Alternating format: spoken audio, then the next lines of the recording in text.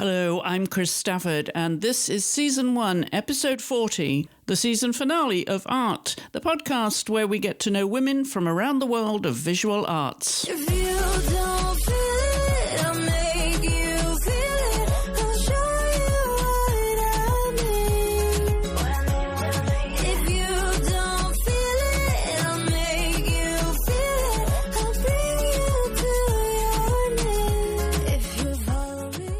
Thank you for joining me for this final episode of 2023. And after what has been a really enjoyable first season of this podcast, meeting so many wonderful women from around the world of visual arts, I hope you've enjoyed it as much as I have enjoyed hosting the show.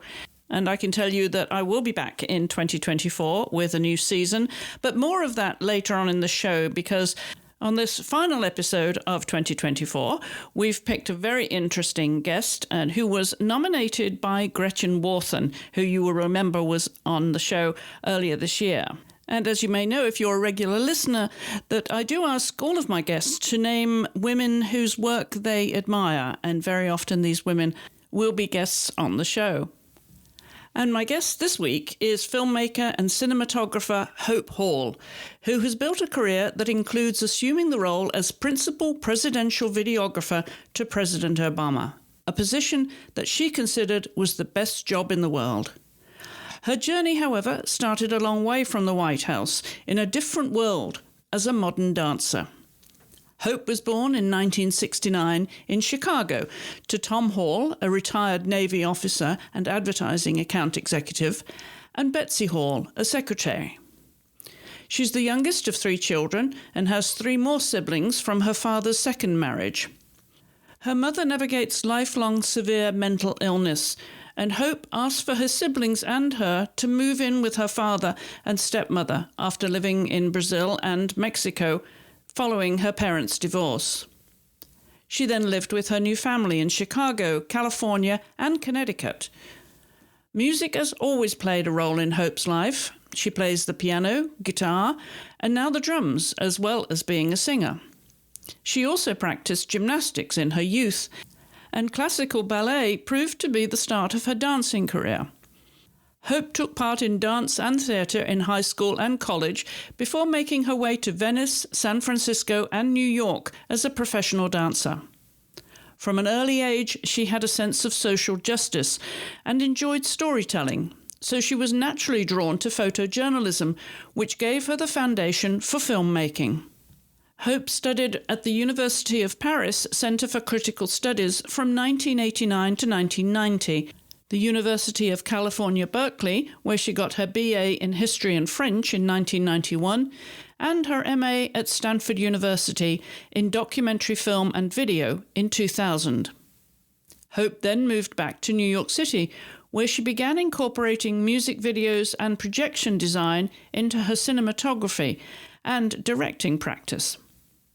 In addition to serving as President Obama's videographer, Hope was senior advisor for video and senior road videographer to Senator Warren's presidential campaign, and then director, digital strategy advisor, and cinematographer for both the Biden and Harris campaign and administration. Hope lives in New York, where she is now enjoying life as a freelancer. Hope, welcome to the podcast. Thank you so much for having me. I'm delighted to have you. I know you've listened to some of the episodes too. Yeah, I've been having such fun. I've been going backwards in time. I feel like I'm a big fan of reverse engineering, so I like to hear the most recent and then start to work backwards with you because it sort of creates a journey. It's like, here's theme, here's repetition, here's a variable. Well, I know you've told me that one of your preferred mediums is creative nonfiction, and you know that everyone has a story, and the women we have on this show certainly do have a story, and yours, I think, is probably going to be as colourful and interesting a journey as anyone who's been on the show, Hope. So it's almost like that love story song, where do I begin to tell the story? Should we begin just to bring us up to the present moment in time, because you're living in New York City and you are freelance now. Are you enjoying that change in pace? Yeah, I'm honoring the free in freelance, meaning my freedom. And one of the big things that that I willingly, but also somewhat unwittingly sacrificed when I took my first full-time job, which was very, very intense and which we will discuss, was really to give up my autonomy. And my autonomy is something I've been nurturing, practicing, honoring since I had the personal will to do it. I grew up in a pretty, at times, some pretty chaotic situations. And so as soon as I could, I kind of took charge where I had access to the stress dial and to the freedom dial. And I feel like I've really continued to practice that in my life. And so it was a really big deal. It was also, there was a lot of learning and growing in living on a very, very short leash and being on someone else's time.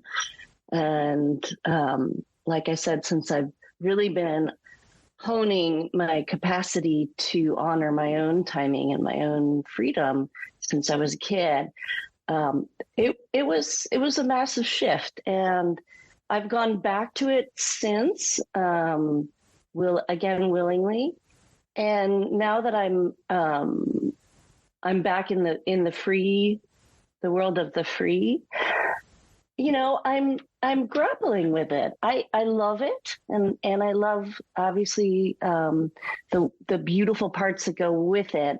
I think the parts that maybe I'm finding myself in need of or searching for support with, and I do this work with a lot of younger people and mentees in my life, and with my circle of advisors and friends, is, just talking about the stress of not knowing, the stress of the hustle, what that means for us, and how and when we choose to dial that down. Is as we age, I've navigated some pretty serious health issues over, in particular, this past year, but we all have over pandemic, and even starting further back with the political tumult and this on the planet. And the thing I sent you, the mindset sheet, is really something that I started with at work, but as a beautiful person in my therapeutic life taught me, we all have areas of play where we can practice behaviors that then help us in more of the thickets of our inner lives. And for whatever reason, I've always been a worker bee. I love working. I've always loved going to school. I love being in class. I love having a job. I love being of service. I love being useful. So it kind of makes sense that the first place that I would start to practice was at work. I could see a book for you here. Land of Hope and Free. But there's a beginning to all this. So yeah, let's rewind a little bit, Hope. Okay. Let's go all the way back.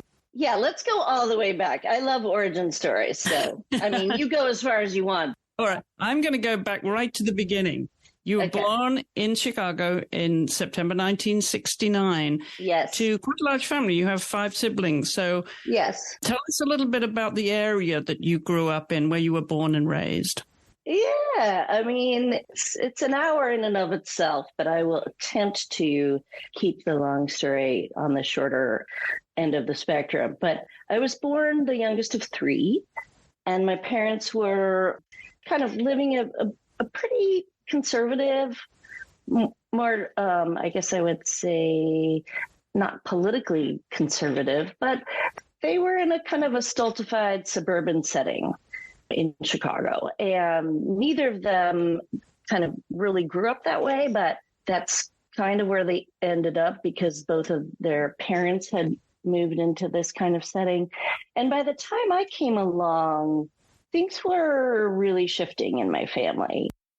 my parents, in their inner lives were quite fluid and flexible and playful, but they were living in a very, I guess I'll say, homogenous suburban setting in the 60s. Think of Ice Storm, think of, because of course I immediately go to movie references, but, not a lot of diversity, not a lot of, playfulness, I guess. There were a lot of expectations that they were meeting. And my mom in particular, I think, really, really struggled with those. She still navigates severe mental illness. And at the time it was, or I should say not at the time, in her setting, it was absolutely unsupported to seek treatment. And even though they did try, it was too hard for lots of different reasons. And so that being said, by the time I came along, my brother and sister were coming home from school saying some weird shit that my parents were pretty upset about in terms of the other kids and in terms of their kind of worldview. And my dad started out, he was ROTC and then went into the Navy, but he was a very charismatic person, and he became a door-to-door salesman for Kraft, which then led to working in advertising, which actually both his father, sister, and grandfather had worked in. So he ended up working at Leo Burnett, which is the ad agency that Mad Men is based on, kind of at the same era. So I'll just let I'll let the theater, the visuals unspool in your creative minds, listeners. So, stuff was getting looser, wackier, and Leo Burnett was very successful. And my dad was part of these kind of big ad campaigns that did very, very well. And because my mom was really struggling and my brother and sister were navigating, again, the limitations of a pretty stultified social environment, when Leo Burnett said, hey, we're looking for volunteers to move overseas, my dad was essentially a very enthusiastic volunteer. And so we moved to Mexico City, and I was a baby. And I grew up in a completely different environment, thanks to the wisdom of my parents. And I lived in Mexico City till I was about 3. And then we moved to Sao Paulo, Brazil. And I was there till I was about 8. My parents got divorced. They did their best navigating what they were navigating. But then we moved back to Chicago. And that's when I became one of 5. So my dad remarried. My stepmom had also lived in Brazil, so I actually knew my stepmom and my stepbrother and sister from our years in Brazil. So that made the whole blended family, that affected how we blended, and it all worked pretty well. But as you can imagine, 5 kids is chaotic, and my dad was the sole breadwinner, and my mom was really devolving. We had tried living with my mom, and it was pretty disastrous. And so we moved in with my dad, and he actually got custody of us. It was contingent on treatment for my mom, but that never really happened. So we What age were you then, Hope? 8 to 10 is when we lived in Chicago as a family of 5 kids. And my mom actually lived right nearby. So I did get to see her. My grandparents lived nearby, and they were like alternate parents to me, as was my uncle. And I'm very close with my mom. We can talk more about that. And they've made a lot of work about my relationship with my mom, or in light of, and actually in collaboration with her. But it was very clear to me. And as the youngest, I had a little more freedom to say so. And I was the one that said to my dad, we need to move in with you. This is not working.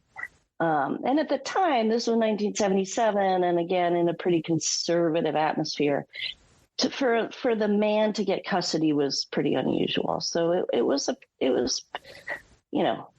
back to my reference to there was some navigating some chaos growing up.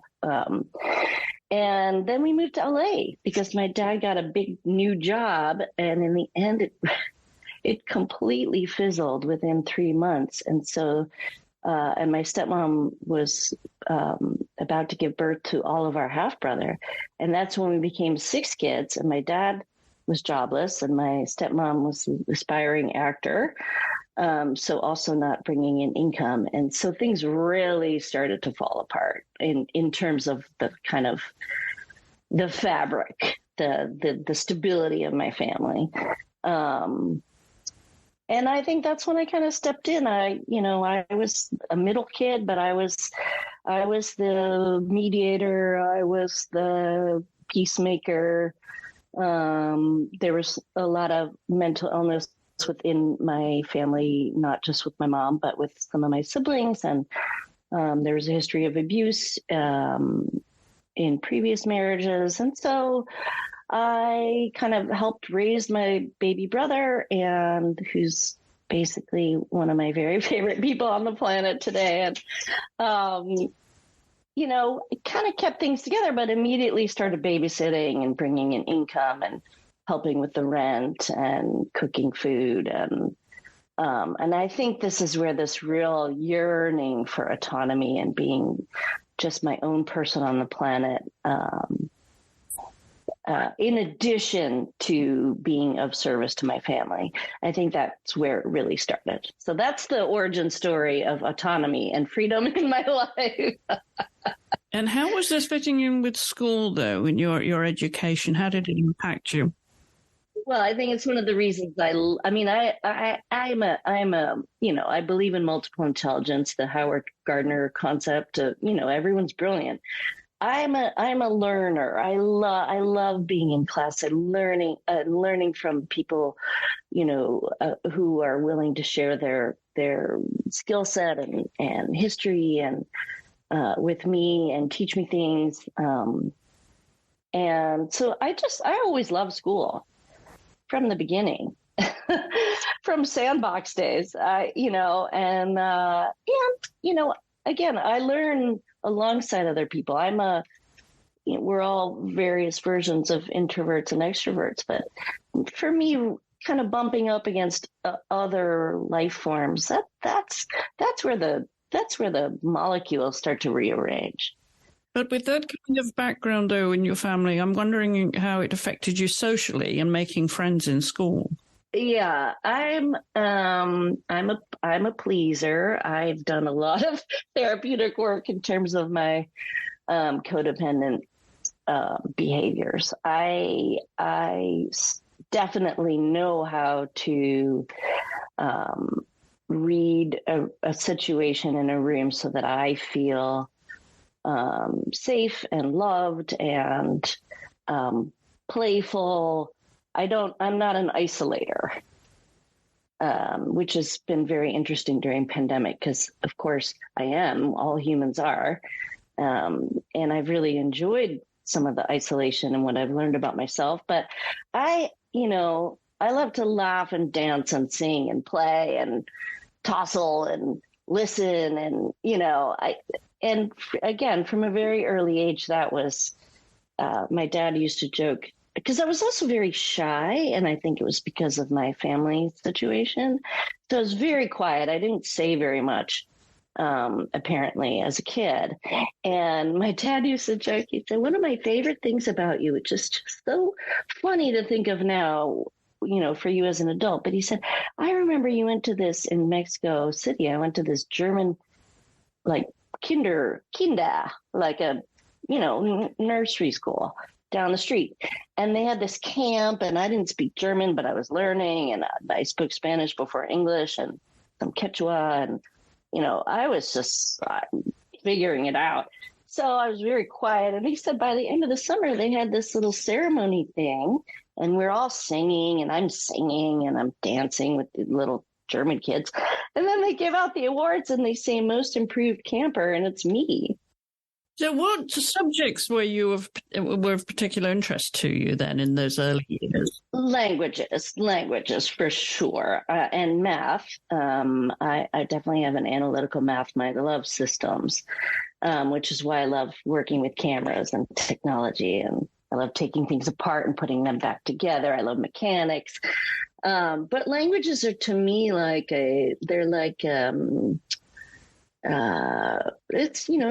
it's like color. I have synesthesia, which my mom and my sister do too, and I see things in color. I see numbers as colors, and I can sort of remember long strings of numbers with colors, and music is smell and color, and I feel like language is like that. It's like theme and variation. It's like music. And maybe because I spoke Spanish before English, and because I was sort of always parroting and imitating and reading the room and observing and listening and playing back sounds, it's just a very and I play a lot of music and listen to a lot of music, and I work with a lot of musicians. It's just a very happy place for me. I love your playlist, by the way. You sent me. Oh, good. Yeah, that must have taken a little while to compile, but yeah, I'm working my way through that. So thank you for sending me your playlist. You're welcome. I just keep adding to it. So I recommend, I put it on shuffle now. I used to kind of listen because I started it right when pandemic hit, because I really wanted a way to, I always made playlists for my friends, like starting with cassettes and then CDs and then online. And anyway, it was just a way for me to communicate with myself and with my friends and reach out. But I've just kept adding to it. So now I recommend whenever I share it with anyone, I say, just listen on shuffle, because the progression is actually no longer, even though I love that in playlists. I love creating, like writing a symphony, creating a structure, but this one's really pretty because now we're we're honing in on 4 years of pandemic. So, well, your love of music, I'm bound to ask if you play any instruments. I do. What do you play? I first started with piano. I come from a long line of pianists, actually. And I've moved around so much in my life that there are very few things in my home that I've kind of carried with me for a long time, or have been in my life for a long time. And one of the few things that I have now, it's certainly the thing that's been with me the longest in my life. And it means I'm never leaving this apartment in Brooklyn, because when I say it, you will laugh. I have my great grandmother's Steinway grand piano. Oh, how wonderful. Can you believe it? Yeah. Now, are you composing music on that as well? Because obviously you play and you like... I play, and then I played violin, and I was always singing. So I was always in choirs. I love singing. Then I learned guitar, and now I'm a drummer. I play with this incredible Brazilian samba reggae, like a samba school. So I used to go to Carnival every year when I lived as a kid in Sao Paulo. We would go to Rio every year for Carnival, and that music, the rhythms, we would go around to each of the, at that time, 12 samba schools.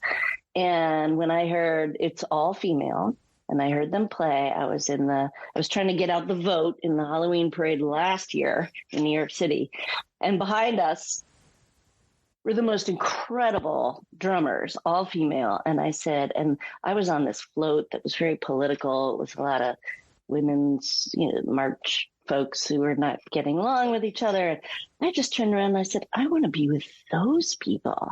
So I joined this amazing drum corps. It's a bateria, and there are 100 and I think now 40 of us, and we play publicly a lot. And one of the beautiful things about it, in addition to being all female samba drums, which I play a lot of quiet instruments, and suddenly to bang on a big ass drum, it's just heavenly. Yeah, quite a release. But I'm wondering, just going back to school, where did you actually go to high school, Hope? Yeah, high school, by the time I was in high school, we'd moved around every couple of years in my life. So I had never lived anywhere more than a couple of years. And then, so I was pretty used to it at that point, and I was good. I still keep up, with friends from all of my life. It's really important to me. I call them my family of friends. And so I went to, but I had never lived in the suburbs. I'd always lived in big cities. And it just so happened that my dad got a job in New York, but we were 6 kids, and there was a lot of chaos and financial insecurity. And so we moved instead of, we couldn't afford to live in the city, and found a spot about a little over an hour outside of New York in a suburb in Connecticut. And I went to high school in a pretty small town with people who had literally known each other since they were in diapers. And I came in from having lived all over the world, never more than a couple of years. And they were, to their credit, they were amazing. And they really embraced me. It wasn't without some very embarrassing moments, because also I just didn't really know about that culture. I guess the movie reference is like the John Hughes culture. I didn't know about like Bruce Springsteen, and I was a like new like I listened to whatever Oingo Boingo and Tears for Fears and Brazilian music, and I don't know. I just didn't know any of these references, and I didn't know about the Grateful Dead, and I didn't really know about American suburban pop culture at all. And it was 1983, and I spent all 4 years of high school in one place. What was the name of the school? Oh, at the time, well, now it's called this again. It was called Roger Ludlow High School. It's in Fairfield, Connecticut. And it's just over an hour train ride to New York. And I was so excited to be living in New York. That's the way I saw it. So I would just hop on the train after school, because you walk to the train station from the school. And I went to school with people who had never been to New York City, or if they had, it was to see the chorus line. And I was just like, I was at Canal Jean and Pearl River and whatever, just like walking around downtown and, going to ska concerts and meeting whatever. I don't know. I loved it, but I was also, and I'm still very good friends with a lot of my friends from high school. But it's so funny that they still refer to me as the foreign exchange student, because that's what it was like. I sort of landed there, had a great time, and left. Well, a lot of them still live there, and I really I love it, and I go see them pretty regularly. So.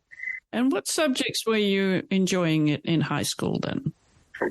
History. History was my big thing, and languages. I took Spanish for sure, and then because I thought I wanted to be a Spanish literature major, because it was my first language, and then luckily for me, because I'm a total language nerd, they actually were offering Latin. And that's like the perfect combination between math and language. So I took Latin for 3 years. And it was totally great. I loved it so much. I loved the ancient history aspect of it. I loved, the math of it. And then it also helped me because then in college, I learned French and studied in France. And then I learned Italian. And that's really because, it helps to speak Spanish first, but it's really the Latin that helped. And I'm quite sad that Latin isn't something that's offered more widely, but that's another subject, our education system in this country. So at that time then, were you as a child playing with a camera? I always had a still camera. My grandfather was an amateur photographer. And actually, my other grandfather, on both sides, my other grandfather apparently made 16 millimeter films in the Navy in the Pacific in World War II. They were kind of propaganda, and then my mom's dad on the other side, he always had a still camera. He always had a Browning hanging around his neck. And so one of the first kind of big kid presents I got was a 110, a Kodak. And I loved that thing. Oh my gosh. I loved that little tiny camera. I could still feel the roll of the film going through the sprockets and and I would just be so excited to go pick up the prints and still photography really remained my access to the visual world through college. But I was always in theater because I was a dancer. This is another part of my life that really actually contributed most to my becoming a filmmaker, is that I was a pretty serious dancer. First as a gymnast and a competitive gymnast as a kid, and the competitive nature really didn't work with my pacifist Ferdinand the Bull like version of the world. So I didn't like the competition, but I loved the movement and the training. And so then I moved to dance, first classical and ballet, and I was quite serious in high school. And then I chose college instead of dance, which felt at the time like a big decision. But looking back, it was very obvious that I wasn't going to be, devoting my life as a ballerina. That was just not enough. I mean, not to diminish it in any way, but not enough for me in terms of social justice, narrative. It felt like being an athlete rather than, again, nothing against athletes, but, I just wanted more story. I wanted more interaction. I wanted more collaboration. And so I did a lot of theater in high school, and then I started doing it again in college, and I started taking modern in college. And coming out of college, because I had studied in Paris in college, I kind of moved straight into dance theater, the kind of Pina Bausch mode. And because I really loved the storytelling in it, and I loved that it involved, much more of the theatrical aspects rather than just the body. And that's when, and I was at that time pretty, I was taking a lot of stills. And at one point I took a job as a photojournalist for Colors magazine. I don't know if you remember that. It's kind of still around in some version or another, but it was the Benetton magazine. And I just thought that was the coolest job ever. Was that your first job? No, my first job was definitely babysitting. I mean, like age 9. Well, you actually got paid for it. Oh, yeah. No. And in fact, my friends love to joke about this, but I don't know if you're a Princess Bride fan, but I have a Princess Bride reference, which is I sort of created this Dread Pirate Roberts model where, because my family there were eviction notices on our door and everyone else was in chaos. And for whatever reason, I've just always known how to make money and save money. And so I started babysitting, and then I was getting so many requests that I started sort of farming out the jobs. Like Dread Pirate Roberts, I'd say, oh, I'll be there. And then right before I'd say, I'm sending Susie Rothman instead. But because it came from me, they were like, okay, it was sort of like a referral program. And so I just started making pretty serious cash, like age 9. Quite the entrepreneur at an early age then. Yeah. I know. So when you were in high school then and heading to college, did you have a sense of direction beyond the love that you had for languages and history? I'm hoping I have less and less of this, but especially as a teenager, maybe that was my small version of rebellion, because I couldn't rebel in the kind of normal teenage ways, because that would be the end of my family. One of the ways that I kind of rebelled or felt like it empowered me was to kind of hold a big middle finger or two to expectations around, what I was going to be and what college I went to and what my SAT scores were and all these kind of, that's sort of part of my social justice. Like I have literally been marching in the streets since I could march. I was going to ask you that, when the activism came in and this social justice interest, that was in school. Well, no, apparently at age 4, I was so pissed off that our next door neighbors didn't have power in Brazil, and we did. And I was a very, very tiny kid because my mom was quite sick when I was in utero. And so my development was very, very slow. And apparently we had this big wall that I used to clamber up on and sit and talk to the neighbors who lived, in much more tenuous situation than we did. They were sort of not squatting 100% and not homeless 100%, but didn't have like 4 walls and a roof the way we did. And I was so pissed off. I was like, I don't understand. You live here. You should have power. They didn't have any power. And so I cobbled together all these different extension cords, apparently. And my mom caught me lassoing like a cowgirl. I was like whipping this thing around my head, trying to throw it over this high wall so that my neighbors could use our power at age 4. Because that kind of like the circumstances of your birth determining your access to resources pisses me off in a way that like also energizes me and gets me very excited. And I think I also come from a number of different lawyers. And I think that in one way I thought maybe I would become a lawyer because of this sense of wherever there's injustice, it's not against any one of us. It's against all of us. And my job is to hang my weight, whatever access to power I have, and like hang on the end of the moral arc of universe and bend it towards justice. Otherwise, excuse me, what the f are we doing here?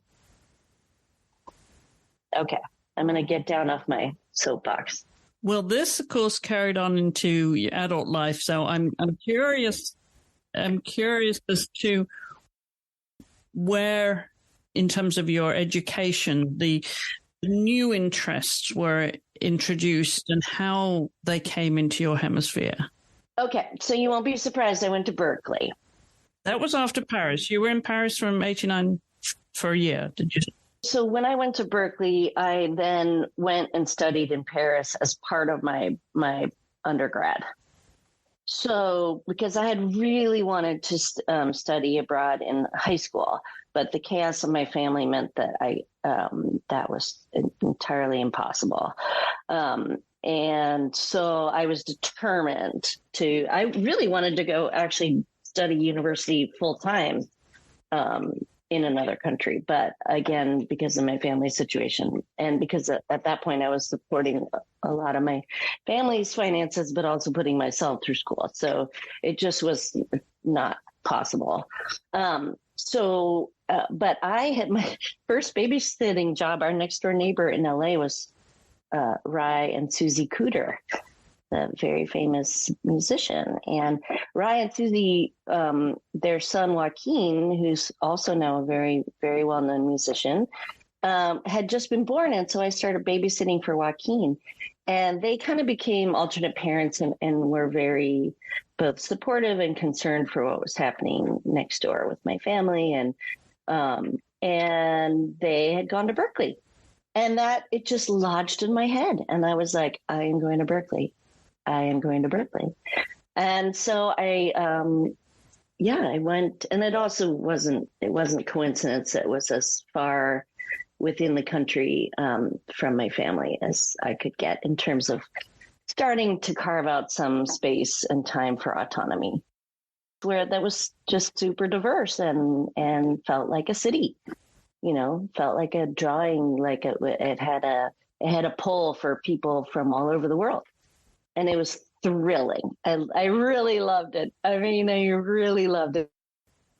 And from there, you went to Stanford and you decided to do documentary film and video. So, Yeah. Mark on this journey, though, for us, where the change of interests actually were inserted. Okay. So I was a modern dancer. I was working in dance theater. So I had moved. So I ended up being an art history student and studying Dada and Surrealism and the Futurists and learning Italian. So I got this really cool job in Venice, Italy after college. And I moved to Venice and it changed my life. Absolutely. The mix of beauty, ancient culture, language, visual arts. And I started performing with some Italian dance theater companies there, fell in love with someone who was living in San Francisco, an Italian American.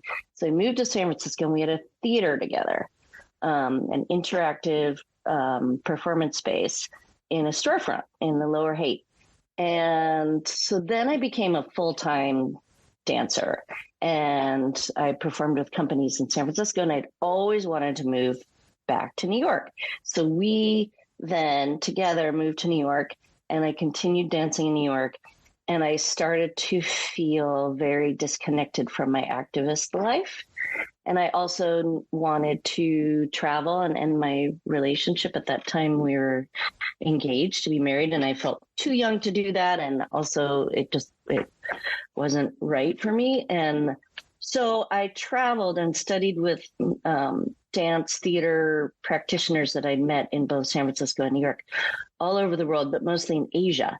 And that's when I got and I'd been photographing quite extensively. That's when I got the colors job. So that paid for my travel for almost a year. And during that time, I really pondered what am I going to do? And I thought, well, I always wanted to join the Peace Corps. So I'll apply to the Peace Corps. Maybe I'll apply to grad school in photojournalism so that could meet my artistic and political kind of interests and give them a place to live together. And so while I was doing this, I was performing with a company, a dance theater company, where everyone did everything because it was, very low budget. And I was doing a lot of the projections with my still photographs. And because that was right when projection design started to hit with theater and set and lighting design. So one day, one of the musicians came in and she had a 16 millimeter Bolex with one roll of film in it. And she handed it to me. And I started filming. I made a 2.5 minute, one roll, 16 millimeter in camera edited film and projected it on the stage in this performance. And I was absolutely hooked. I mean, being liberated from the single frame, adding time to the story, but also adding motion. And this is where it gets to me. It makes so much sense in terms of reverse engineering, but I was adding dance. Yeah, it just makes all the sense in the world, doesn't it? Because you're in the business of motion, adding that to film. Yeah. A perfect marriage. And then adding story to it, because stories take time and they move their own arc through time. And then you can add the social justice element because you can choose what story you're telling. So I was absolutely hooked, and I audited a class. I went to Eugene, Oregon to take care of my grandmother who was dying.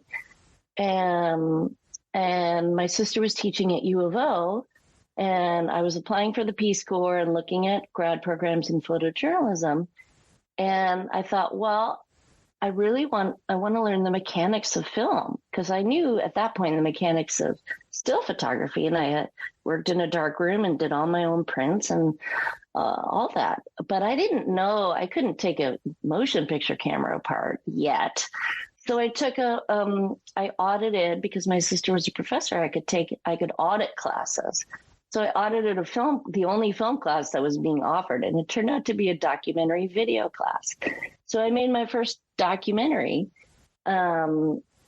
It's still my beloved aunt and uncle, who are like alternate parents to me. It's still their favorite thing I've ever made. It was called Joe's Garage, and it was about the oldest car repair shop in Eugene, Oregon. And of course, it's too long and too indulgent, and I use all sorts of music I'm not supposed to, all the things that you do when you don't know any of the rules. But yeah, and I was like, people have been telling me my whole life, like, just keep following your nose. You're not doing things the way other people do. You're not going to business school or law school or going straight into a full-time job for a reason. Trust your instincts. And at some point you'll find a place in which you can explore and play with the things you deeply care about. And that's what I call creative nonfiction, And when did that moment come when you found your way? When I made that Joe's Garage. I mean, I had a partner in my class who is still a dear friend of mine, but was like a partying undergrad and pretty much like didn't really show up, or showed up not quite capable of doing the work. So I kind of made it myself. And I filmed everything. And I was so happy in that car repair shop. I was like, they were like, okay, we're closing up. We have to go home. The time just flew. And then in the edit room, it was reel to reel. So I had those two little weird, I was at a console with those little white balls, have you ever edited on this? And I was like, oh my gosh, it's like choreography, but the dancers don't show up late with bad excuses. I just had complete control over the proscenium stage. And who came in, who entered when and where, and from, stage right and stage left. I mean, it's film. And at that moment, I was like, okay, this is the jam. And so I made another piece, and then moved with a dear friend partner to LA, because they were an aspiring filmmaker. And I worked behind the music, the VH1 show for a year. And I had these incredible mentors, these older women who are also still very good friends of mine. I was a researcher and an intern and a gopher and a PA. And we became dear friends, and they said to me, get the hell out of here. You need to be surrounded by people who inspire you and challenge you. And they convinced me to apply to grad school. And again, I was like funded and still actually supporting my parents. And I was like, I can't afford it. And they were like, it's grad school. People pay for you to go to grad school. And so I applied, and I got in, and I went, and I spent 2 blissful years out of the world of commerce, making my own work and developing my own voice, and also collaborating. I went to a program that's very much modeled on the art school method rather than on the industry. So instead of it being competitive and only a few people get to make their films, everybody makes their films, and everybody works on each other's films. And you make the hardest thing you can possibly imagine making, because this is the time and space to do it, and you have the support. So it was just heavenly. I loved it. And that was the big shift. That's when I moved back to New York, and I had some wonderful mentees, one of whom I saw the other night, and I got to remind her that she, as a female cinematographer, said to me when I was even in grad school, she said, you can do this. You can absolutely do this. And I came in, I applied for the Whitney Independent Studio Program. So my first year, I had a studio, and I was in class doing, mostly critical theory, which is what I had studied in Paris, and working freelancing. And then my main mentor is Wendell Harrington, who's a projection designer and kind of the OG. She was the first for Tommy's The Who on Broadway. She put 72 screens on the stage, I think. And she is still my dear friend, collaborator, and mentor. And so I wanted to be a projection designer, but so I worked with her a lot. But basically, being freelance, the thing that worked the best was being a cinematographer. Partly it worked personally because it really felt like play. But I also still do edit my own stuff or edit for other people because I do feel like it makes me, it keeps me learning in terms of cinematography, because when you're editing, you, at least I do, grumble at the cinematographer, and if the cinematographer is yourself, again, back to the reverse engineering, I learn a lot from editing. It keeps my cinematography skills shifting, because now I've done it, for so long that I have that kind of 10,000 hours in my bones, and it's part of my body. And yet I want to keep playing and growing with it. I don't want it to be absolutely, completely rote or part of my body. I want to still feel like sometimes I'm doing something totally new. I'm trying something totally new, So that's a very long-winded answer to your question. So please, I defer to you now. This is an interesting transition, right? From, you decided this was really what was going to make you tick, that light bulb moment. And then, of course, you pursued it with a vengeance, as you said. And I'm wondering what those early jobs were like, and what would be the pivotal job, as you would consider it now in hindsight, to actually change your career. Yeah. Well, one of the things, it's in that mindset sheet that I sent to you, but, I've been on a speaking tour during this sabbatical after this crazy job that we will talk about, but, I developed that mindset handout as a handout because, if you spend an hour or three with people in a dark auditorium giving a talk, whether it's part of a conference or a symposium or part of class, you never quite know where people are going to be at in their lives. Maybe they're just really tired, or maybe they're really hungry, or maybe they're worried about their ailing parent, or, so I created this handout as a shorthand to say, look, if none of this that we do in these couple of hours lands, I want to send you home with something so that maybe somewhere deep into the future, we can pick up this conversation. And one of the things that I say in it is, for me, it's really all about who. Back to the molecules bumping into each other, and that's how we learn and grow, or that's how I do. Who did you bump into then in those early days of your career? Yeah, I will go back to Wendell, I would say she's my primary mentor still. She's modeled for me so many of and talked through and played and advised, and then honored me with, some really deeply collaborative projects, one of which we're working on right now. And being a woman, anyone who's marginalized in this, white male patriarchal situation we're in, there's a secret sauce and a shorthand and a safety and a level of kindness that can be incredibly, not just healing, but also incredibly moving. It can kind of take us out of our own struggle in a way that just straight up learning, like didactic learning, may miss the mark sometimes.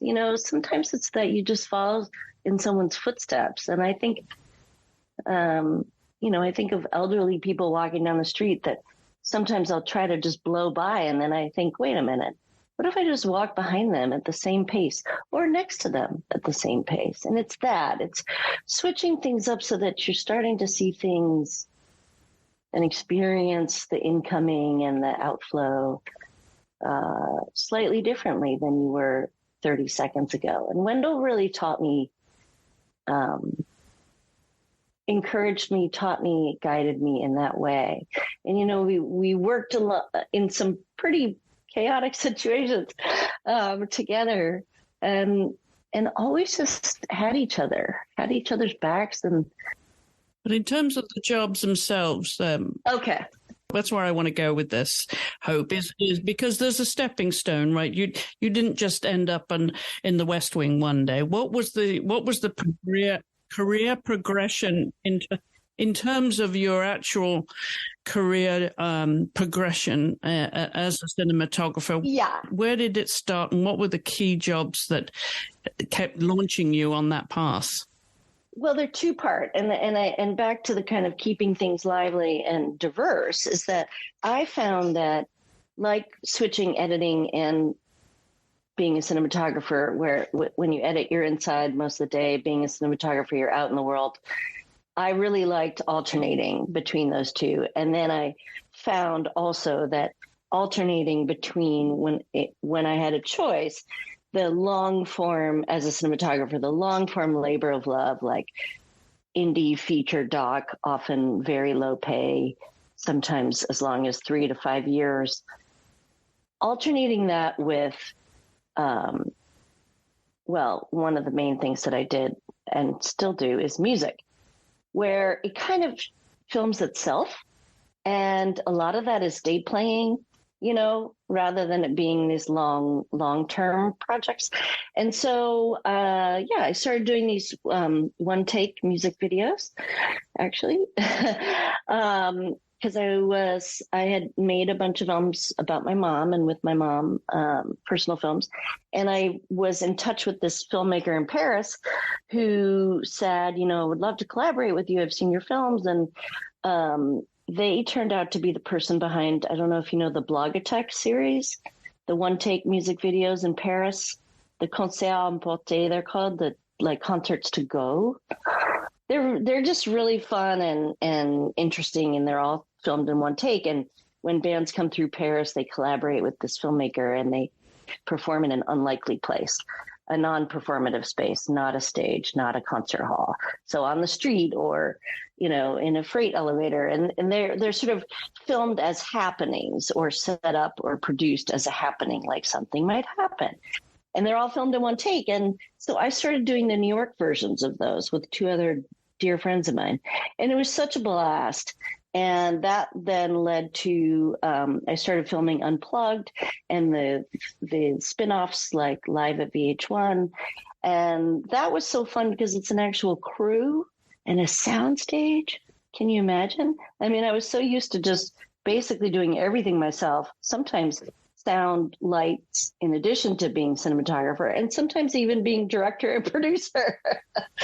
But suddenly I was working with this amazing crew, and everything's contained and on a set. And also just I learned a lot in terms of the craft and the skill. And, I was on a dolly and doing working with gear that I had never gotten to work with before. And I think that those 3 things combined, I would say, meant that I was starting to be able to have more autonomy and more choice in my freelance life, and starting to worry less about the hustle.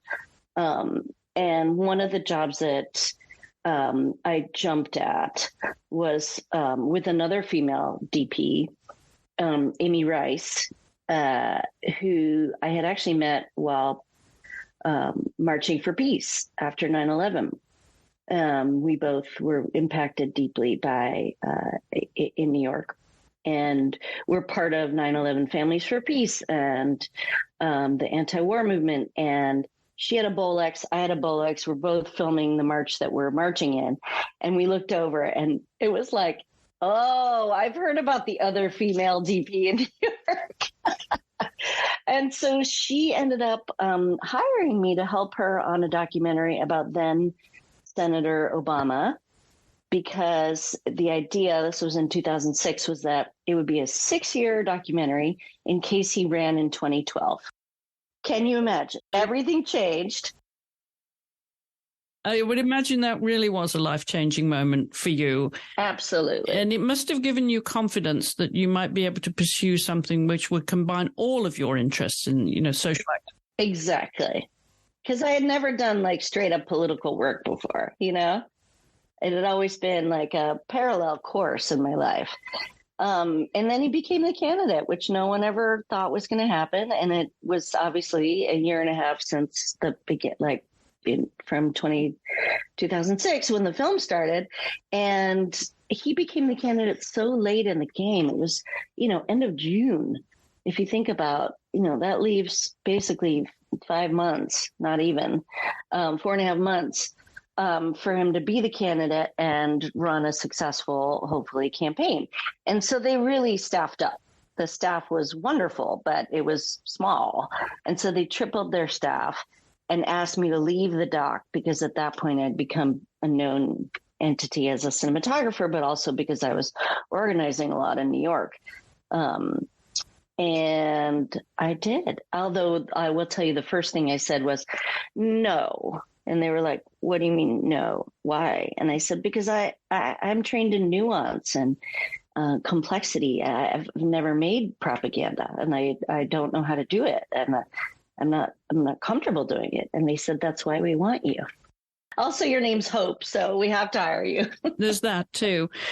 There's that. And so at what point did you believe in yourself then and stop carrying that imposter syndrome that is so common among women in the business? Well, yeah, I mean, I'm not sure I did.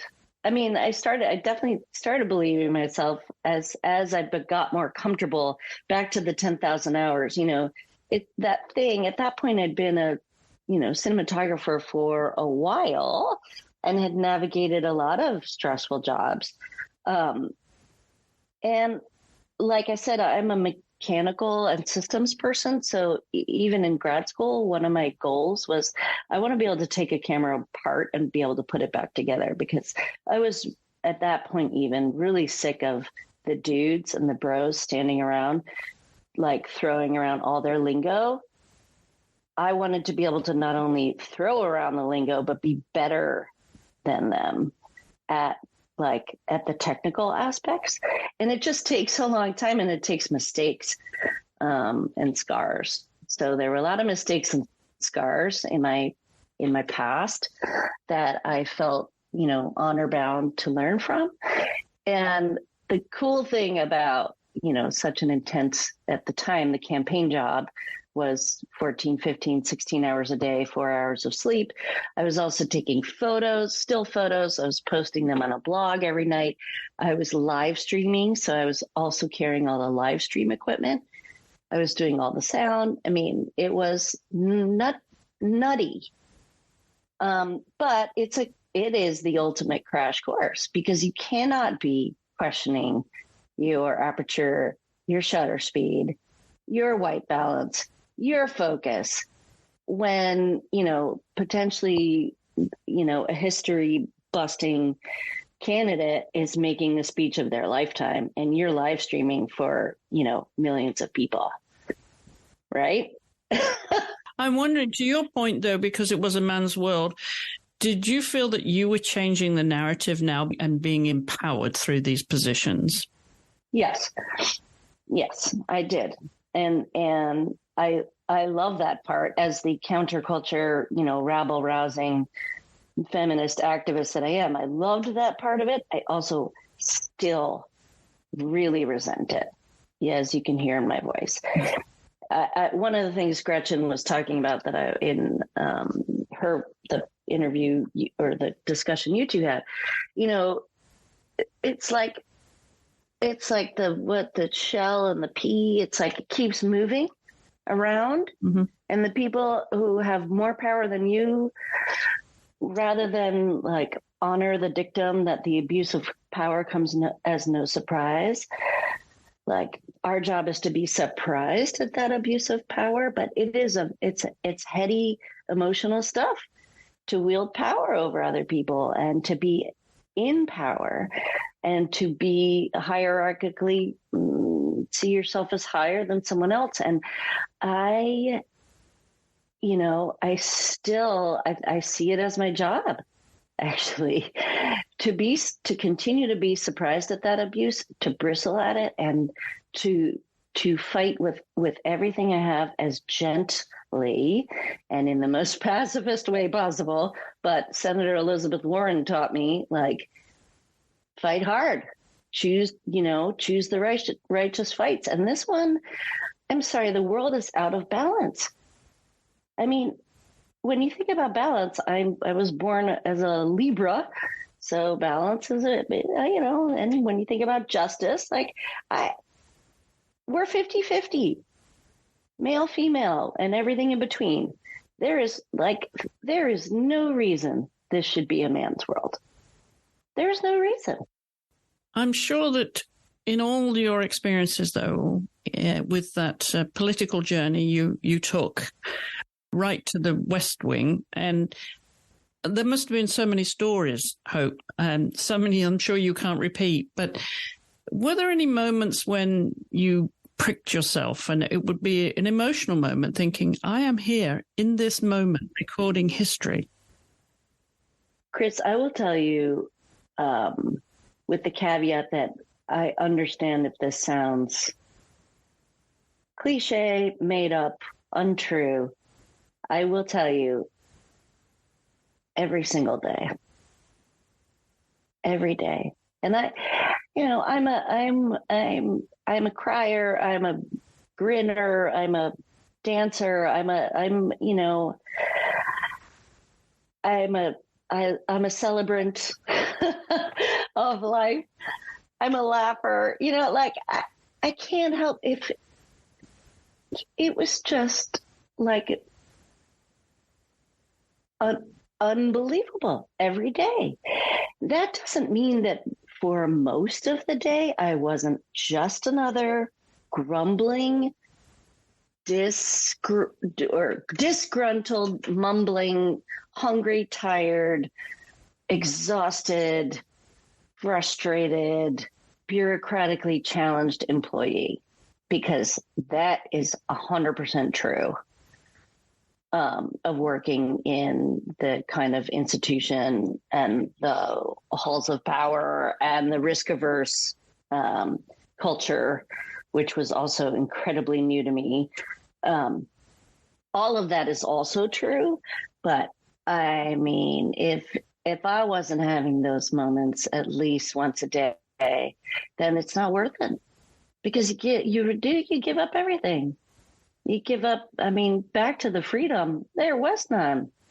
I really honored my personal life and my friendships. And even then, my caveat was always, yes, 1-800, hell yeah, I'll see you there. Also, I might not, because I might be on a plane to go to Saudi Arabia with 4 hours notice. How did you handle the pressure, though? Do you relish it, or did you find it daunting at first? Yeah, and I almost quit. I will tell you, within 6 months, I was done. I was out of there. And part of it, I've started to talk about this more, and I don't know if you got a chance to hear the Depth of Field podcast that I just did with Penny De Los Santos, but we talked about this a lot because she was very interested in talking about adversity in the workplace, and how you kind of come back from that and find inspiration even if in a difficult situation. And I worked alongside someone with whom I actually within 6 months thought, this is an impossible situation. I need to leave. And they were a misogynist bully with more power than I had, and made my life my work life in particular, really at times heartbreaking. And I didn't know what to do and how to get out of this hole that I was in. And then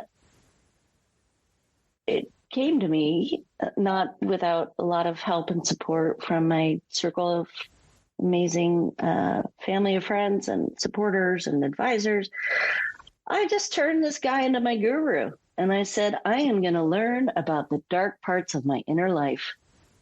You are going to show me how angry I can get and what I do in the face of seemingly unsurmountable aggression. Because this is, at the time, it was the best job ever. And I was like, no one gets to take that from me. Not even you. Especially not you. You know? But this goes back to that mindset handout. One of the things in there is our lives and our work are only as good as we feel. And I had been part of a number of various therapeutic practices since I was a kid. And I had at times really reliable and strong inner life. It wavers, of course, because I'm human and I'm a sentient being, and it's not constant. But I have tools and I have practices, and I just thought it felt like an injustice. And how did you feel that you had positioned yourself when you exited that world of higher office? I was pretty confused at that point. Part of it is exhaustion, because most people don't spend more than a year and a half in that world, for a lot of different reasons. But that's the average, to spend time in that kind of environment and on that kind of short leash. And also, I was really devastated by the 2016 election, and the combination of the two, plus, a lot of very wise and thoughtful people in my life saying, you got to take this moment and you got to milk it for all that it's worth. It kind of goes back to that teenage rebellion thing I was talking about. I really wanted and saw myself more comfortable, happy, and inspired by doing the opposite. The rebel in you. The rebel. But I also I know myself well enough. Again, I've, at times sort of moved through the world almost as an athlete, and I just knew my body and myself well enough to know that I really needed to rest. So it was like I really wanted a sabbatical, but that wasn't part of the sort of structure that I was in. So I created one for myself, which is that part of my freelance life before the White House stuff, I had always really prioritized teaching. And being a freelance cinematographer, you can't really take on, a once or twice a week, couple hours a day or night teaching gig, because that doesn't mesh with the schedule. But whenever I could, I would guest teach or do seminars or symposiums or intensives. And so at that point, I was, really, first of all, missing it. And it was always hard when I got incoming saying, can you come, talk at our university or our school or whatever conference? I would have to say, I can, but the caveat is 5 minutes before I might have to, drop out because of world events, but count me in for after January of 2017. And that's how I created a sabbatical and a 1-year speaking tour. And it was wonderful. I traveled all over the world and mostly worked with younger people and students, but also with other digital teams and governments and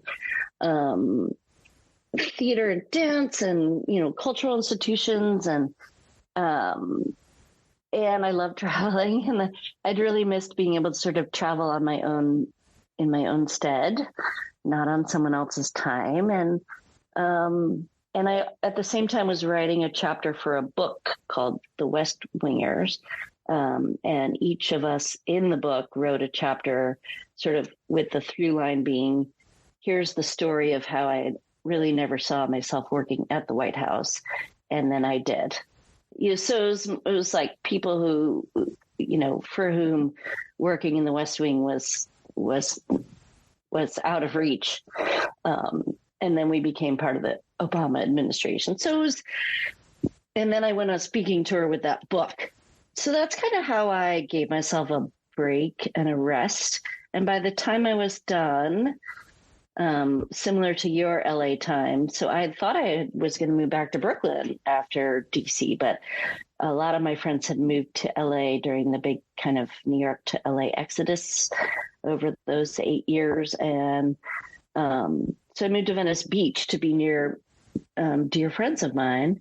And by the time this speaking tour and book tour was done, I was freelance again. And then I got the best job ever, working on Senator Warren's presidential campaign. And the campaign headquarters was basically here, in Boston. And I was ready. I had missed New York so much and my life here. And I'm a big gardener and activist and community organizer. And I just missed my roots here so much. And so I moved back to New York and worked on her campaign for the whole time. And it was heaven. It was the best team I've ever worked with by far.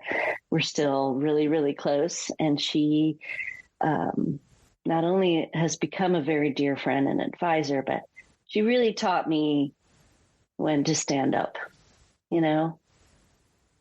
She's a fighter. Yeah. Oh, absolutely. I'm wondering if there was one single lesson you could say that President Obama taught you. One of the things on that mindset sheet that he and I used to bond about a lot, because people used to introduce me as, oh, this is Hope. She's the nicest person in politics, which sounds, I'm not that. I'm honored. That's a very, very kind thing to say. It also means I'm still not of this place. You know what I mean? It's like saying, oh, she's from Sweden, like being a foreign exchange student. Nothing wrong with that. But it means like I'm not like these people and I don't belong here. And one of the things that he and I bonded about early on was that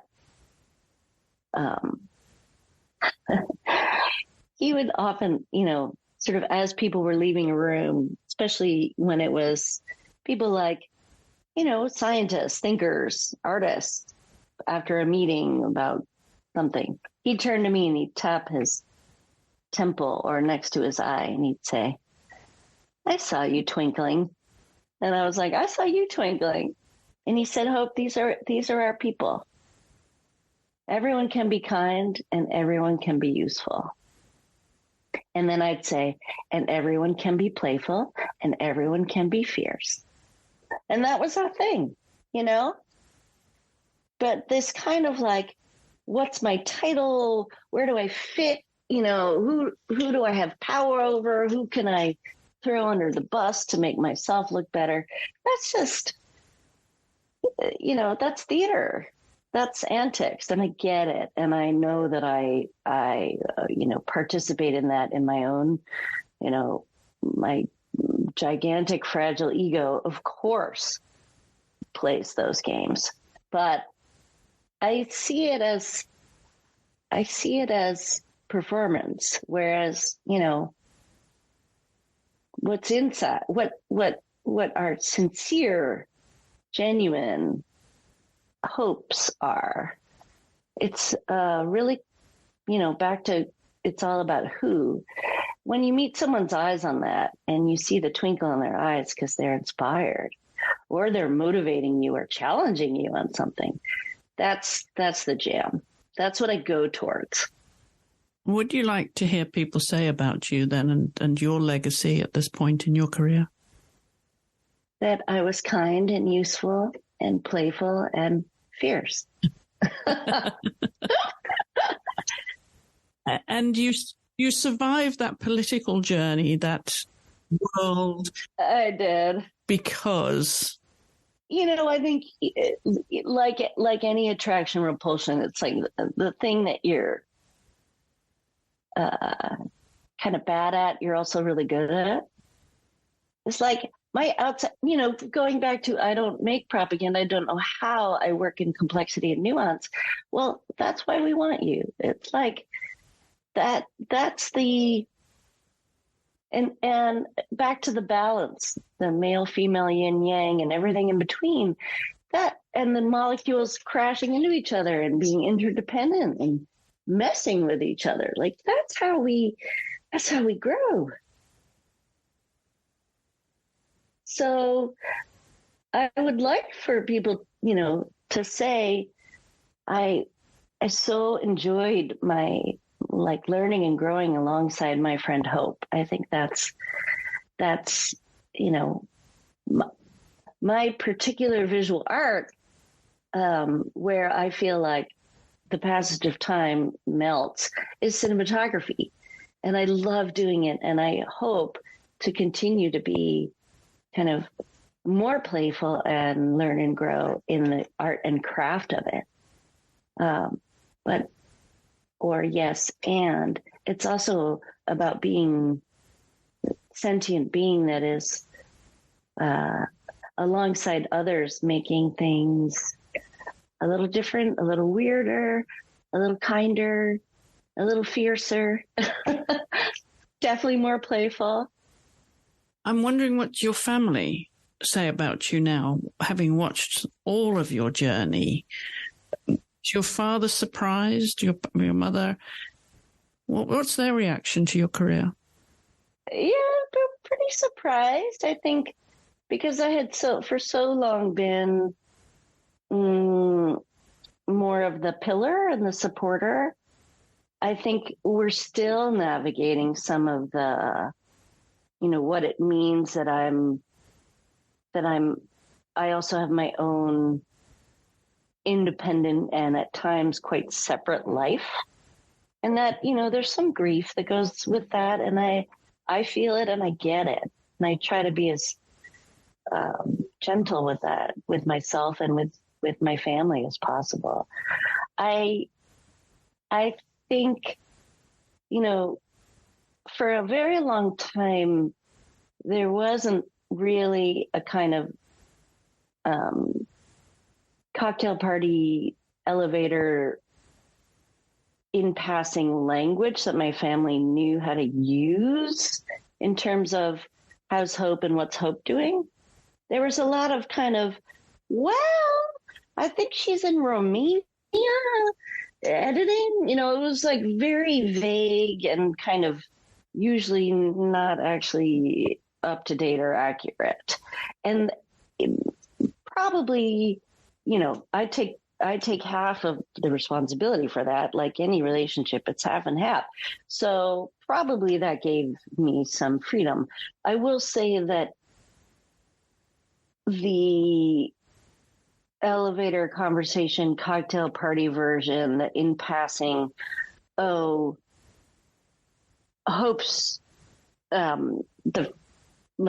Obama's principal videographer, that did kind of change things for my family. And all of a sudden, it's like I'm getting, a screen grab from my uncle who kind of lives online and is like, you just landed in, wherever, I got this, I saw you or whatever, or like, clippings coming in the mail of a newspaper article in which, they read about me, or their favorite video that I made that week, or, I just became, I think my work, my life's work, my craft, my interest became more accessible to them. And, you're always in relationship to your family. That never stops. And, I may have parented and continue to parent my parents. I may have lots of different roles in my family, but I will always be my parents' kid, and I'll always be my siblings' older or younger sibling. And those dynamics and, the way that they land in our hearts and souls and minds, that's a life's work to explore. It also just kind of goes to the bone marrow. And it did change the way I feel kind of advocating for my own self and navigating the world, the emotional world of my family, once I felt like my family understood, at least, in a way that they could talk about with their friends and family. It changed things. It did. And part of that is societal pressure, and that's what we all navigate in different ways. But a family is a very tiny society, and it's been really, really lovely to have these, even small moments of people in my family expressing, taking the energy, time, and effort to express that they really appreciate, what I'm trying to do and follow it and ask about it. Because I am kind of used to deferring to others and that kind of codependent mode of taking care of other people. So it's really nice to feel more present and like taking up closer to half of the relationship with my family. And, it may have taken a massive world leader and my proximity to them to do that, which is funny, but life is weird. So. Well, it would seem that you took that responsibility, that earned privilege in a way of the position that you held through the many years that you served in the White House. I'm wondering, though, how you wear that mantle of responsibility, given your 50-50 role now, and taking that into the classroom or wherever it is that you're speaking. But what does Hope Elizabeth Hall feel like she is doing now in the world and feel responsible for doing now moving forward with the rest of your career? Well, one of the organizing principles of working in, let's say, the Obama political environment and the Senator Warren political environment, with that access and privilege comes tremendous responsibility, with which and alongside which and from which I hope that I have learned a lot. One of the other things that it comes with is a kind of subsuming of subtler access to not only my own inner landscape, but the landscape of my friends and family and community.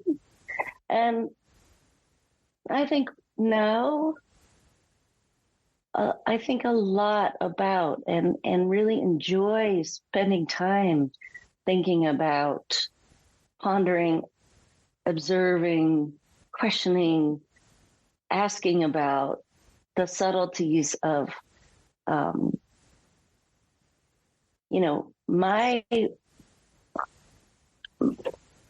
my community and my world that I've created around me, rather than it being kind of presented to me as my temporary world and someone else's world, if you know what I mean. I feel that there's more volition, and I'm really enjoying that. Choosing, again, who and how, when and where I spend my time and my energy.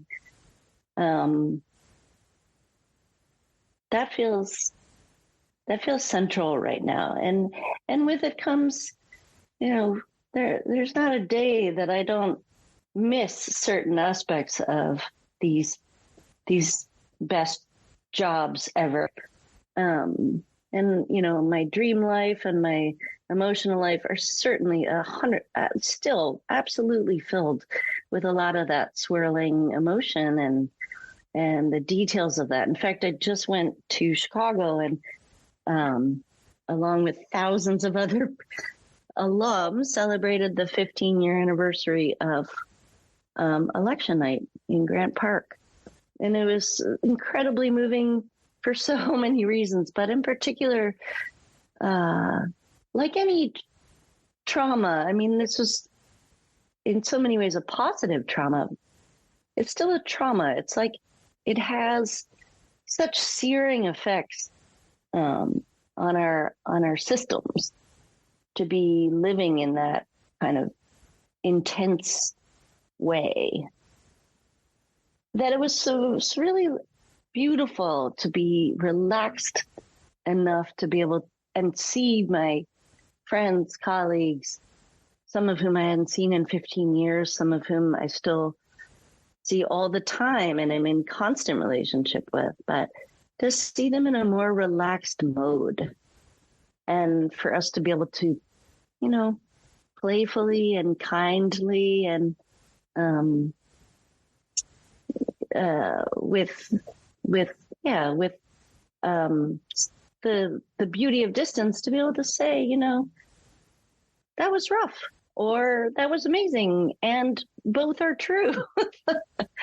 So I guess that's a very roundabout way of saying that I'm really practicing focusing on and doing my best to honor the volition that I have now, and the autonomy that I have over how things go in my precious time here. Because oh heavens, if we are experiencing things as they are right now, if we're living externally in any way, this is just bonkers time. And I really try to practice gentleness with that feeling and with those whom I can interact with. Is there a memoir? Probably, yeah. I mean, I think the chapter that I wrote, first of all, taught me a lot. I've been writing my whole life, and it's I mean, we all, most of us have, but I mean, I've been writing, you know, creatively, not just for like assignments and life. And that chapter was hard, and it was harder than I thought it was going to be. I luckily had some wonderful, wonderful support and help. Some of my closest friends in life are writers, and I had incredible support from the edit team. And but when I finished, I kind of thought I was done. And you know, like anything, it can that goes deeply. You can kind of wrap it up and put it in a box and file it away. But sometimes even then it comes back to tap you on the shoulder. And I have been feeling that tap recently. And I have people in my life who kind of keep stepping up into my life and up and saying, I will help you.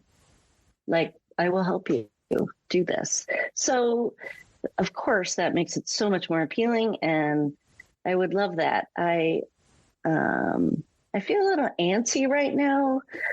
I'm a wanderer and a mover and a traveler, and pandemic has been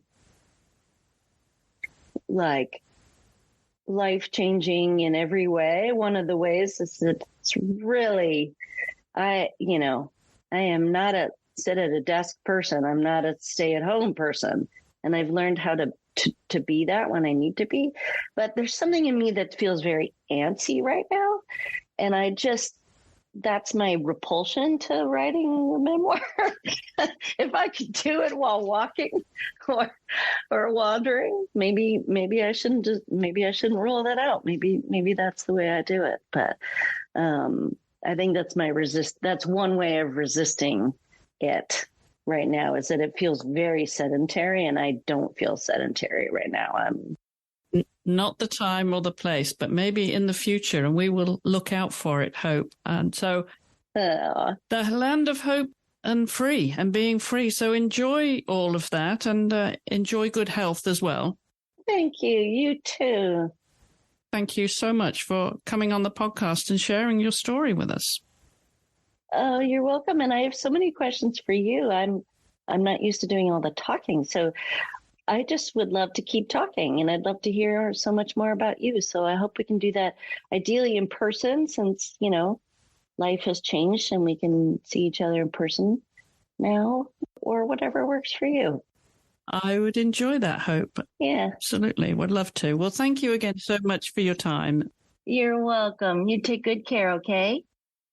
And that's a wrap for season 1 of the Art Podcast. I hope you've enjoyed these conversations as much as I've enjoyed hosting them. And so much so that I will be back in the new year with season 2 and another fabulous lineup of women from around the world of visual arts.